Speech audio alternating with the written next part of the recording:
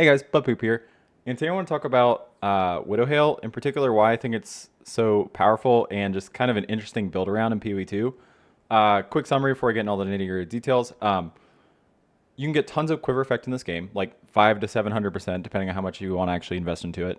And anything that scales really well off of gem levels is going to be powerful with this kind of setup. In particular, things like spells or things that scale like spells, like concoction skills, totems, etc., stuff like that.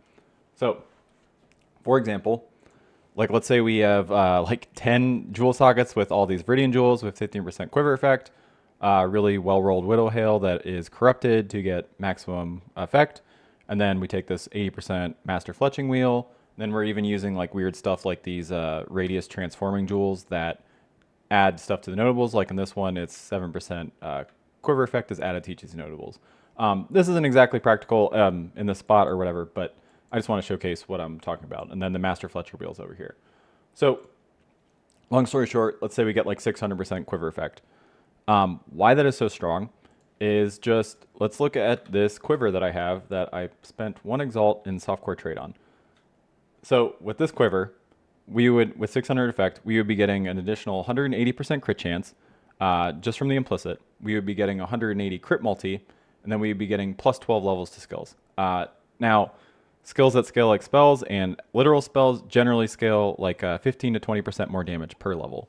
So in PoE 2, it's around 10% in PoE 1. But anyways, that's a ridiculous amount of damage, just to clear that up, right?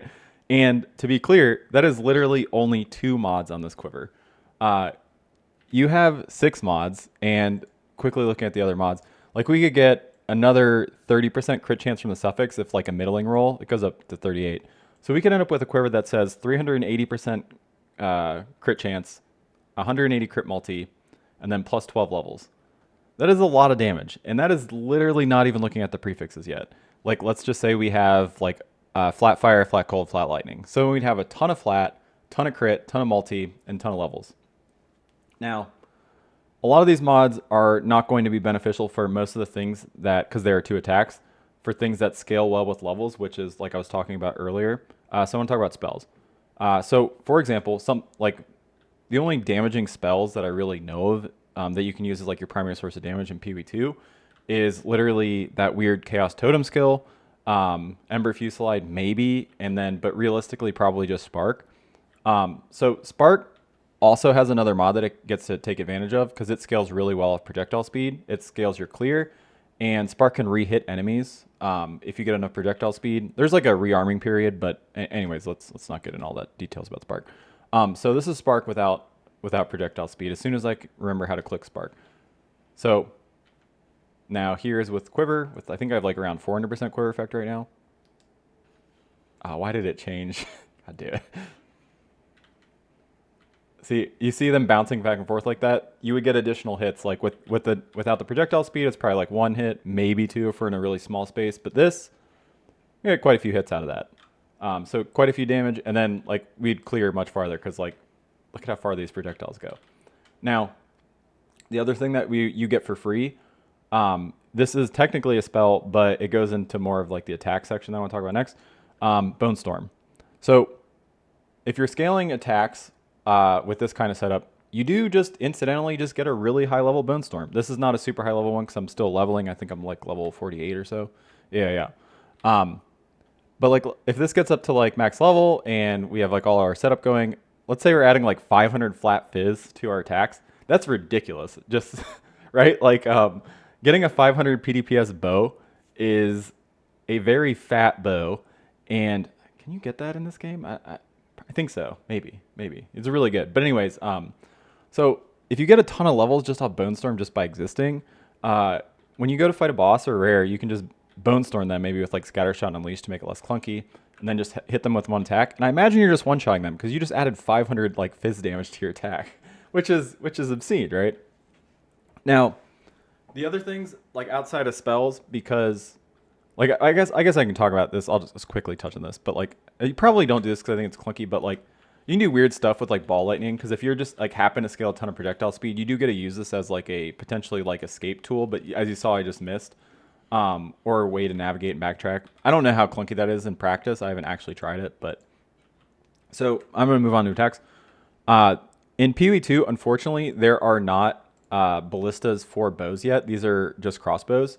But if we get ballistas or things like elemental hit, things that just scale like spells, that will be another avenue we can actually use. But until then, that's just stuff to keep an eye out for. So the next logical thing is concoction skills, because concoction skills all do scale like spells. They scale really hard off level, like 15 to 20% more damage per level.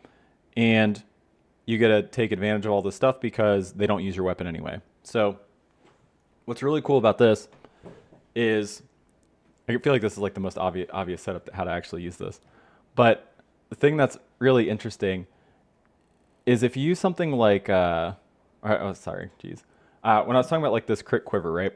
Like normally in PoE 1, you'd have to use something like Perfect Agony to take advantage of crit multi. But in PoE 2, since ailments do just come from the hit, you do get a scale multi on your ailment builds.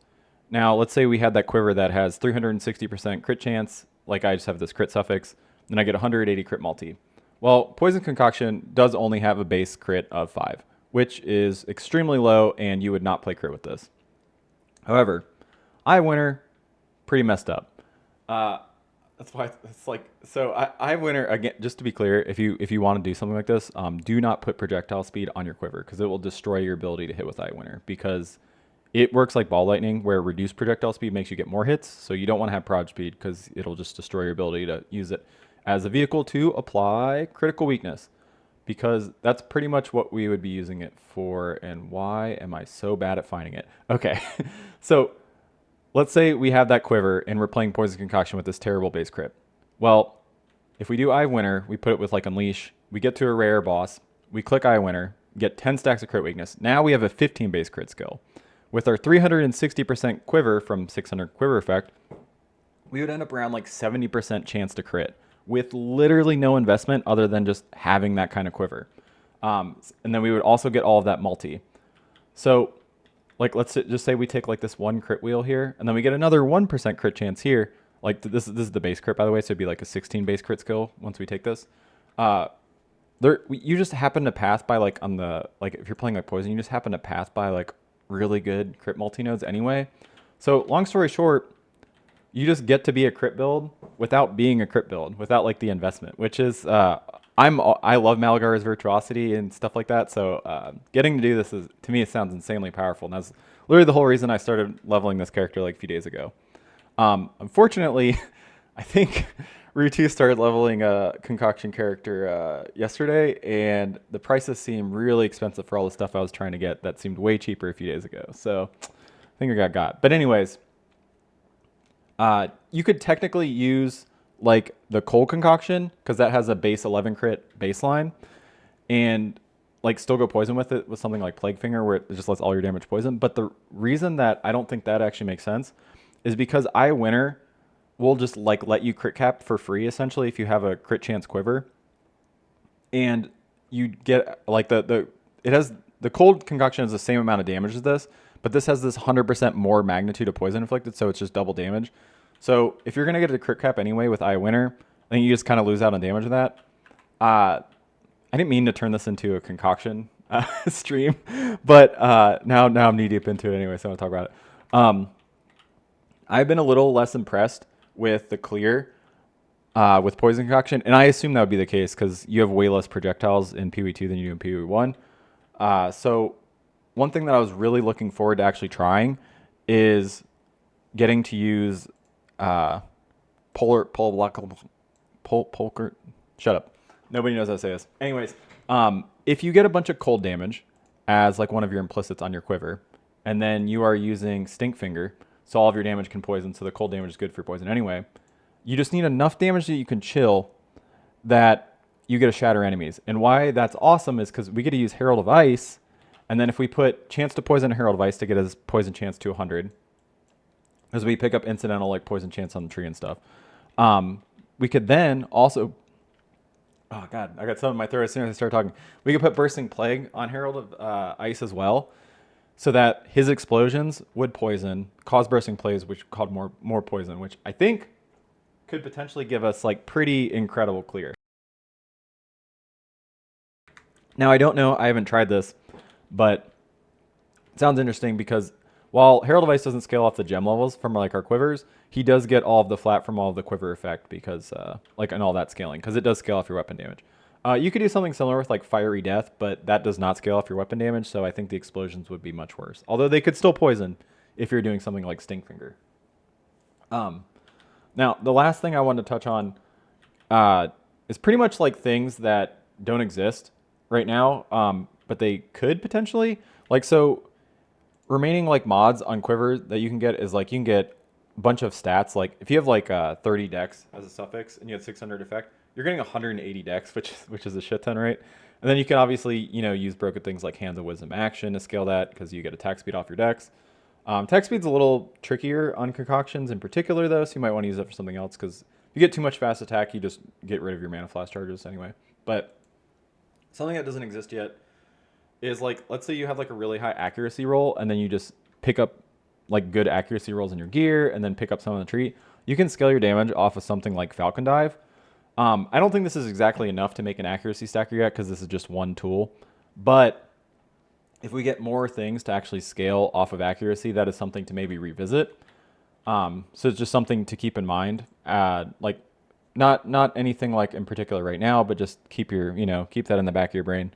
And similarly, the same as if we get ballista skills for bows or skills like elemental hit that just scale like spells, like both skills that scale that way, is going to make something like this have a lot more options. Because like right now, it's pretty much just like I was saying, like I think just Spark and then potentially using, what is it, like Bonestorm to like help boost your like bow attacks, and then it's concoction skills. So right now it is a little limited. But PoE 2 is pretty small, and there's going to be a lot more stuff to come. So this is just something that I think you should probably just keep in the back of your mind, like as we get more new skills, as we get new effects, that this is something that could be pretty broken with like additions or just like enable new archetypes. So yeah, I just want to talk about it because I think the stuff that it enables right now is pretty cool, but the potential to enable like even more stuff in the future is pretty high. So yeah. I think that's everything. I'm starting to ramble, so I'm gonna probably get out of here. But all right, poops and butts out.